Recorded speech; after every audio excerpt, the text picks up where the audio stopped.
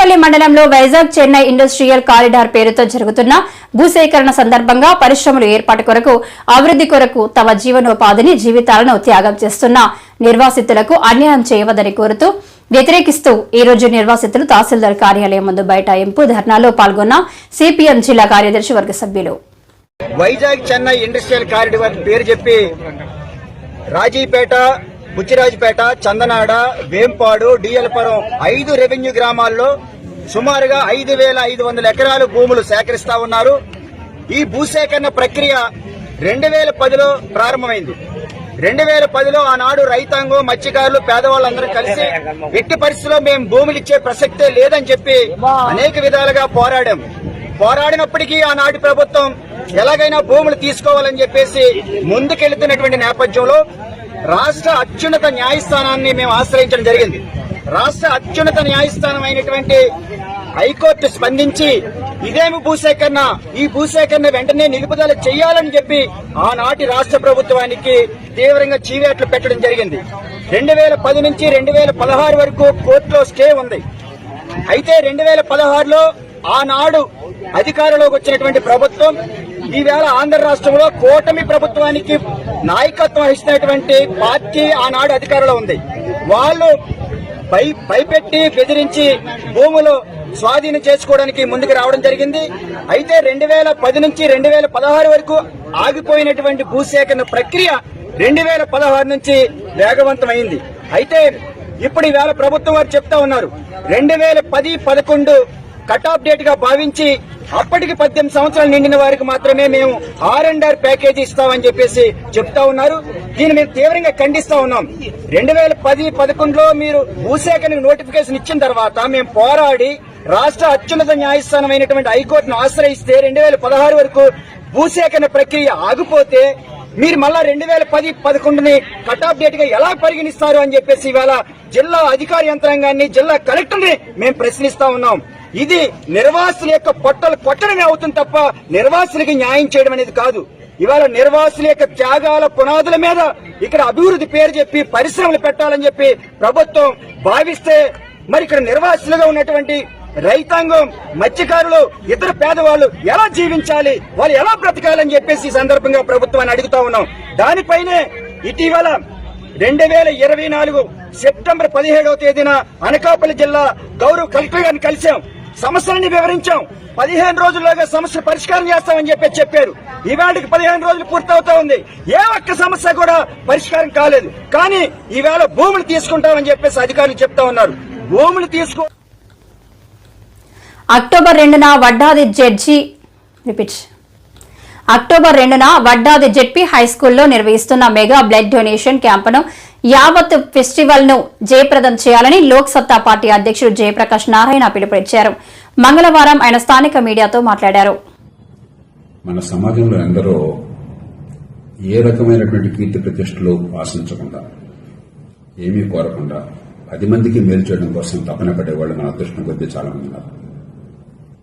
ఉదాహరణకి అమ్మ helping hearts అనేటువంటి సంస్థ పేరుతో ఇతర స్వచ్ఛంద సంస్థలు అనకాపల్లి, విశాఖపట్నం ప్రాంతాల్లో అందరూ కలిసి వినోద్ బాలు గారు అలాంటి వారి నాయకత్వంలో 1000 రక్తదాన శిబిరాలు చేశారని చెప్పినట్టు గొప్ప విషయం.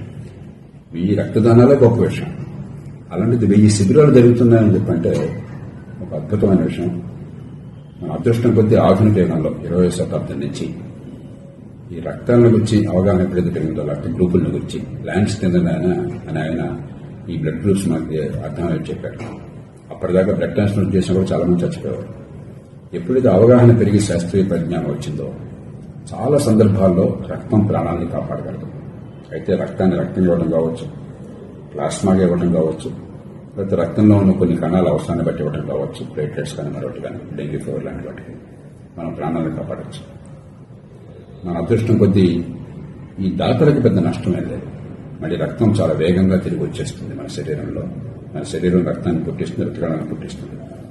కాబట్టి మనకి ఏమీ నష్టం లేకుండా పూర్ణారోగ్యం ఉన్నవాళ్లు, సరైన వయసులో ఉన్నవాళ్లు వేలాది మందిని ప్రాణాలను కాపాడవచ్చు. ఆ ప్రయత్నాన్ని చేస్తున్నటువంటి అమ్మ హెల్పింగ్ హార్ట్స్ని అలాగే ఇతర స్వచ్ఛంద సంస్థల్ని వెనకాల నాయకత్వాన్ని ఇస్తున్నటువంటి వినోద్ గారిని, ఇతరులని మనసారా అభినందిస్తున్నాను. మనందరం తలుచుకున్నట్టయితే ఏదో చిన్న అంశంలో రక్తదానం కావచ్చు, ఇతర అవయవదానాలు కావచ్చు, మనం మరణానంతరం, లేకపోతే పిల్లల విద్య కోసం కానీ, లేదా కుటుంబాల ఆరోగ్యం కోసం కానీ చేతనానికి ఎక్కడికక్కడ సాయం చేయడం కావచ్చు, మరి మొక్కలు నాటడం కావచ్చు, ఏదో రకంగా సామూహిక జీవనాన్ని మనం బాగు చేయొచ్చు. దాన్నే అమ్మ హెల్పింగ్ హౌస్ చేస్తున్నారు. వారిని మనసారా అభినందిస్తూ యువతులందరినీ కోరుతున్నాం. కొన్నిదెల పవన్ కళ్యాణ్ చేపట్టిన ప్రాయశ్చిత్త దీక్షకు మద్దతుగా పెందుర్తి నియోజకవర్గం శాసనసభ్యులు పంచకర్ల రమేష్ బాబు శ్రీ శ్రీ శ్రీ విశాలాక్షి విశ్వేశ్వర స్వామి వారి ఆలయంలో దీపారాధన కార్యక్రమం నిర్వహించడం జరిగింది.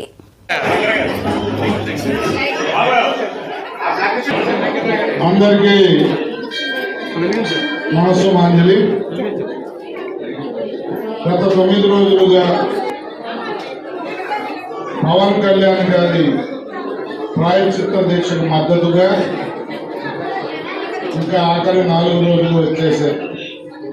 ఈ రోజు నుంచి ఎంతో భక్తి శ్రద్ధలతో 30వ తారీఖు దీపారాధన కార్యక్రమం, 31వ తారీఖు నారాయణ జపం, 1వ తారీఖు నగర సంకీర్తన, 2వ తారీఖు భజనతో పరిసమాప్తం అవుతుంది. రాష్ట్ర వ్యాప్తంగా ఈ 4 రోజులు ఈ 4 కార్యక్రమాలు చేయమని మా అధ్యక్షులు, మాకు స్ఫూర్తిదాత,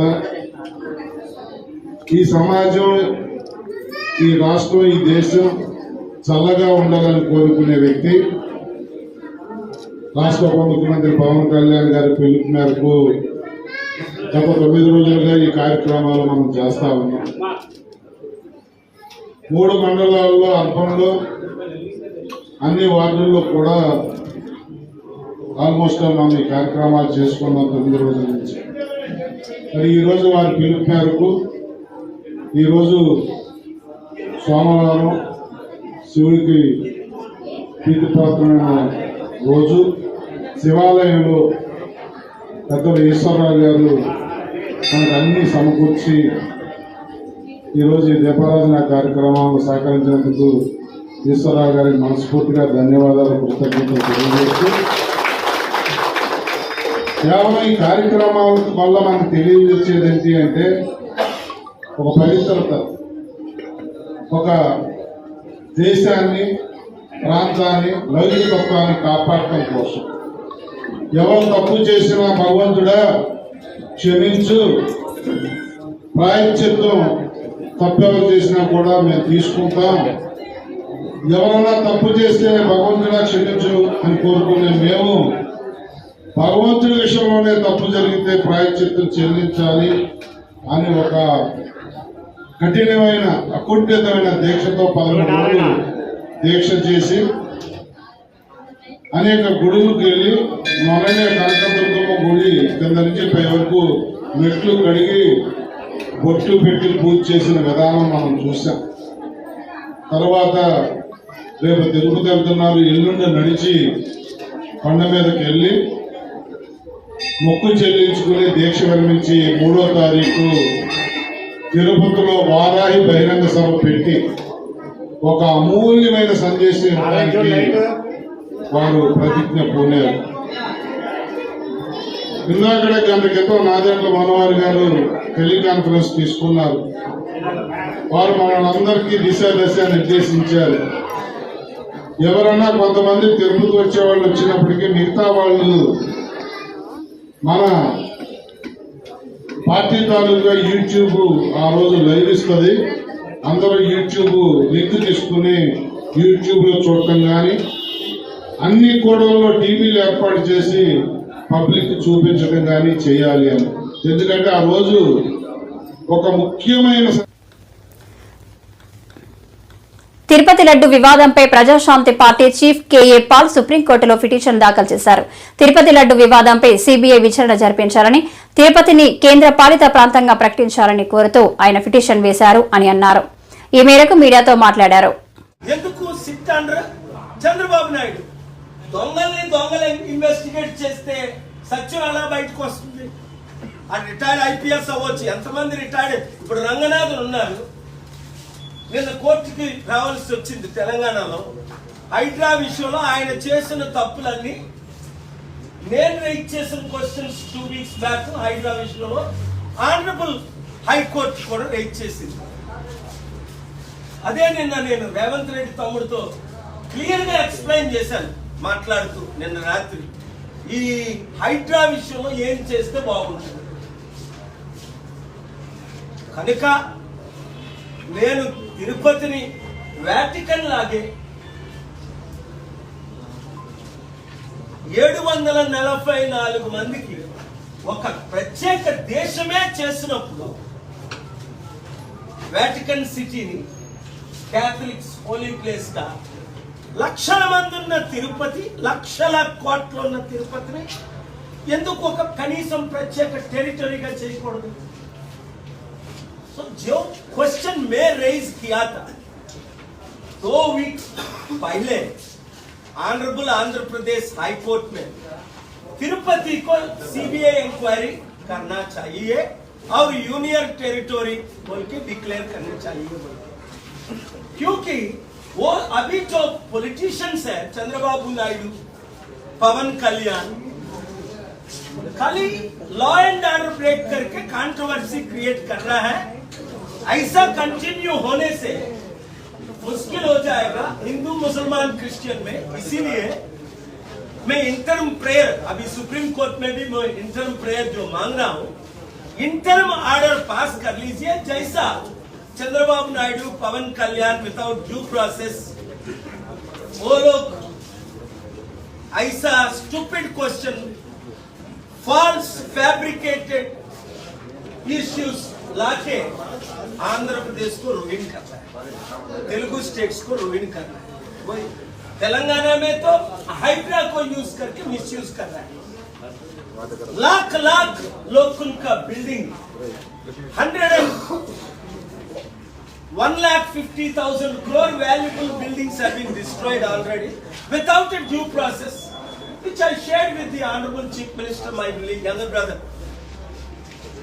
Ravant Reddy, yesterday evening. Face to face, I graciously confronted him that the way Hydra is going on in Telangana, it is illegal, unethical, immoral. Alluri జిల్లా పాడేరు గంజాయి అక్రమ రవాణాపై పోలీసుల నిఘా, గంజాయి జోలికి పోవద్దు, ఎస్పీ అమిత్ బర్దర్. అల్లూరి సీతారామరాజు జిల్లా కొయ్యూరు పోలీసులకు విశ్వసనీయ సమాచారం అందడంతో ఎస్ఐ కె రామకృష్ణ తన సిబ్బందితో 2 అధికారిక మధ్యవర్తులతో కొయ్యూరు మండలం గుడ్లపల్లి గ్రామ శివారుకి వెళ్లి వాహన తనిఖీలు ప్రారంభించారు. నిన్న సాయంత్రం 4 గంటలకు బూదరాల గ్రామం వైపు నుంచి ఓ ఆటో వస్తున్నట్లు గుర్తించారు. పోలీసులను చూడగానే వాహనాన్ని వెనక్కి తిప్పి తప్పించుకునేందుకు ప్రయత్నం చేశారన్నారు. అనుమానం వచ్చిన ఎస్ఐ సిబ్బంది అక్కడికి చేరుకుని ఎస్ఐ 4 వ్యక్తులను, 2 పురుషులు 2 స్త్రీలను పట్టుకుని అధికారిక మధ్యవర్తుల ముందు వారి ఒప్పుకోలు స్టేట్మెంట్లను నమోదు చేస్తామని తెలిపారు. నిందితులు గంజాయి వ్యాపారం చేస్తున్నట్లు అంగీకరించారని అన్నారు. వారి అంగీకారం మేరకు ఆటోను తనిఖీ చేయగా 110 కిలోల బరువున్న 3 గన్నీ బ్యాగులు లభించాయని అన్నారు. అనంతరం 4 నిందితులను అరెస్ట్ చేసి 110 కిలోల బరువున్న 3 గన్నీ బ్యాగుల గంజాయి, 3 సెల్ ఫోన్లతో కూడిన ఆటోను పోలీసులు స్వాధీనం చేసుకున్నారు. నిందితులను జ్యుడిషియల్ కస్టడీ నిమిత్తం కోర్టులో హాజరుపరుస్తున్నామని తెలిపారు. ఇతర నిందితుల జాడ కోసం పోలీసులు గాలింపు చేస్తున్నారు. పోలీస్ స్టేషన్ లిమిట్స్ లో నిన్న ఈరోజు 2 పెద్ద మోతాదులో గాంజాయి పట్టుకోవడం జరిగింది అండ్ కేసు కూడా రిజిస్ట్రేషన్ చేయడం జరిగింది. మొదటి కేసు వచ్చి 93/2024 NDPS యాక్ట్ మనం రిజిస్టర్ చేసాం కొయ్యూరు PS లిమిట్స్లో. అందులో ఒక ఆటోలోని గాంజాయి తరలిస్తున్నారని చెప్పి మనకి ఇన్ఫర్మేషన్ రావడం జరిగింది. నిన్న సాయంత్రం వెహికల్ చెకింగ్ అక్కడ పెట్టి ఎస్ఐ గారు అండ్ స్టాఫ్ సిబ్బందితో వెళ్ళి ఆటోను ఆపిన తర్వాత అందులో ఒక 4 వ్యక్తులు మనకి పట్టుబడడం జరిగింది. 3 బస్తాలు గాంజాయి బ్యాగ్స్తోని వాళ్ళు 110 కేజీలు గాంజా తరలిస్తున్నట్టు మనకి తెలిసిందండి. వెరిఫై చేసిన తర్వాత వాళ్ళందరినీ కూడా ఈరోజు రిమాండ్కి తరలించడం జరిగింది. వాళ్ళందరూ కూడా జీకే వీధి అండ్ చింతపల్లి 2 మండలాలకి సంబంధించిన వ్యక్తులుగా గుర్తించడం జరిగింది. రెండో కేసు వచ్చి 94/2024 కొయ్యూరు PS లిమిట్స్లో NDPS యాక్ట్ కింద రిజిస్టర్ చేయడం జరిగింది. ఈరోజు తెల్లవారుజామున ఈ చీడిపాలెం జంక్షన్ దగ్గర వెహికల్ చెకింగ్ చేస్తున్న సమయంలో ఒక 2 వీలర్ పైలట్ కింద వచ్చి మన పోలీస్ వాళ్ళు ఆపేలోపే అక్కడ నుండి ముద్దాయిలు పారిపోవడం జరిగారు. దాని వెంటనే ఒక 2 వెహికల్స్ జైలో కార్స్ వచ్చాయి. వాటిని ఆపుగా అందులో కూడా కొంతమంది ముద్దాయిలు పారిపోవడం జరిగింది. అండ్ అనుమానాస్పదంగా ఉన్న 2 డ్రైవర్ని అడగ అందులోని గాంజాయి తరలిస్తున్నట్టు వాళ్ళు ఒప్పుకున్నారు. ఇందులోని మొత్తం ఒక కారు, రెండు కార్లు, ఒక మోటార్ వెహికల్ సీజ్ చేయడం జరిగింది. అండ్ 851 కేజీస్ ఆఫ్ గాంజా కూడా సీజ్ చేయడం జరిగింది. ఇది మొత్తం 200. జగన్ బుద్ధిని మార్చుకొని వెంకటేశ్వర స్వామికి క్షమాపణ చెప్పుకోవాలి. నక్కా శ్రీధర్. జగన్ బుద్ధిని మార్చుకొని వెంకటేశ్వర స్వామికి క్షమాపణ చెప్పుకోవాలని భీమిలి జనసేన పార్టీ మండల అధ్యక్షులు నక్కా శ్రీధర్ డిమాండ్ చేశారు. సనాతన ధర్మ పరిరక్షణ కోసం ప్రాయశ్చిత దీక్షను పల్లెపల్లెకు తీసుకెళ్లాలని ఏపీ డిప్యూటీ సీఎం రాష్ట్ర ప్రజల పిలుపు మేరకు జనసేన పార్టీ భీమిలి మండల అధ్యక్షులు నక్కా శ్రీధర్ ఆధ్వర్యంలో జనసేన నాయకులు మధురవాడ నగరం పాలెం రోడ్డులోని శ్రీదేవి భూదేవి సమేత శ్రీ వెంకటేశ్వర స్వామి దేవాలయంలో ప్రాయశ్చిత దీక్ష చేపట్టారు. అనంతరం సాయంత్రం ఆలయంలో దీపారాధన కార్యక్రమం చేశారు. ఈ సందర్భంగా శ్రీధర్ మాట్లాడుతూ తిరుపతి దేవస్థానం ప్రసాదంలో జంతువుల కొవ్వు కలిపి తయారు చేస్తున్న సంగతి అందరికీ తెలిసిందే. అందుకని ప్రతి హిందువు జనసేన పార్టీ అధినేత పవన్ కళ్యాణ్ చెప్పినట్లు హిందూ ధర్మం కాపాడాలి అంటే ప్రతి ఒక్కరూ ముందుకు రావాలి. అలాగే గత ప్రభుత్వ పాలకులు చేసిన తప్పును తప్పించుకోవడానికి ఎలాగైతే ప్రయత్నాలు చేస్తున్నారో అలాగే వెంకటేశ్వర స్వామిని దర్శించుకోవడానికి డిక్లరేషన్ ఇవ్వడానికి మాజీ ముఖ్యమంత్రి జగన్మోహన్ రెడ్డికి ఎందుకు వెనకాడుతున్నారో తెలియడం లేదని, 4 గోడల మధ్యలో కూర్చొని బైబిల్ చదువుతారని తానే ఒప్పుకున్నారని, మేము కూడా అన్ని మతాలు నమ్ముతాం కానీ డిక్లరేషన్ ఎందుకు ఇవ్వకూడదని ప్రశ్నించారు. ఇప్పటికైనా వైసీపీ బుద్ధిని మార్చుకొని వెంకటేశ్వర స్వామికి క్షమాపణ చెప్పుకోవాలన్నారు. ఓం నమో వెంకటేశాయ. మన కలియుగ ఆరాధ్యదేవైన శ్రీ శ్రీ శ్రీ వెంకటేశ్వర స్వామికి జరిగిన అపచారం మీ అందరికీ తెలిసిందే. తిరుమల తిరుపతి దేవస్థానం ఆ స్వామి యొక్క మహాప్రసాదమైన లడ్డు అపవిత్రం అయినందున మా జనసేన నాయకులు పవన్ కళ్యాణ్ గారు గౌరవ ఉప ముఖ్యమంత్రి చేస్తున్న 11 రోజుల ప్రాయశ్చిత దీక్షలో భాగంగా ఈ రోజున భీమిలి నియోజకవర్గం జనసేన నాయకుల తరపున 9వ రోజున మేము ఒకరోజు ఉపవాస దీక్ష చేయడం జరుగుతుంది. అదేవిధంగా అతని పిలుపు మేరకు ఈరోజు సాయంకాలం మన వెంకటేశ్వర స్వామి ఆలయంలో సాయంకాలం దీపారాధన కూడా జరుగుతుంది. ఎవరి మీద శ్రద్ధ కానీ పెట్టకుండా తిరిగి అక్కడ వచ్చిన ఆదాయాన్ని ఏదో విధంగా దోచుకుందామన్న ఆలోచనతో వీళ్ళు పనిచేశారు. ఇప్పటికైనా మీరు బుద్ధి తెచ్చుకొని రానున్న రోజుల్లో సరే మీ ఒక హిందూ ధర్మాన్ని కాపాడవలసిందిగా మీ అందరికీ కోరుతున్నాను. ఎందుకంటే సాక్షాత్తు మీ నాయకుడే చెప్పారు, ఒక గదిలో కూర్చొని మేము 4 గోడల మధ్యన మేము బైబిల్ చదువుతాను, బయటకు వస్తే అందరి మతాలను గౌరవిస్తాను, అది మానవత్వం అని. ఏ విధంగా నువ్వు చెప్పగలుగుతున్నావో మాకేం అర్థం కావట్లేదండి. ఎందుకంటే మీ తాలూకు మతాన్ని మేము గౌరవిస్తాం. క్రిస్టియనిజం కానీ లేదా అల్లా ఇజం కానీ ఏదైనా సరే మేము అందరం గౌరవించే వ్యక్తులం. మీరు 4 గోడలు మీద చదువుకోండి, కానీ మీరు ఒక రాష్ట్రానికి ఒక ముఖ్యమంత్రిగా పనిచేసిన వ్యక్తి, అదేవిధంగా మీరు ఒక ప్రతిపక్ష నాయకుడు, మీరు తిరుమల తిరుపతి దేవస్థానానికి వచ్చినప్పుడు డిక్లరేషన్ ఇవ్వడంలో మీకున్న అభ్యంతరం ఏంటని ఈ విధంగా ఈ సందర్భంగా మిమ్మల్ని అడుగుతున్నాను. ఒక డిక్లరేషన్ ఇచ్చి మీరు నచ్చినట్టు మీరు రావచ్చు కదా, కానీ ఏదో రాద్ధాంతం చేయాలి, అక్కడికి వచ్చి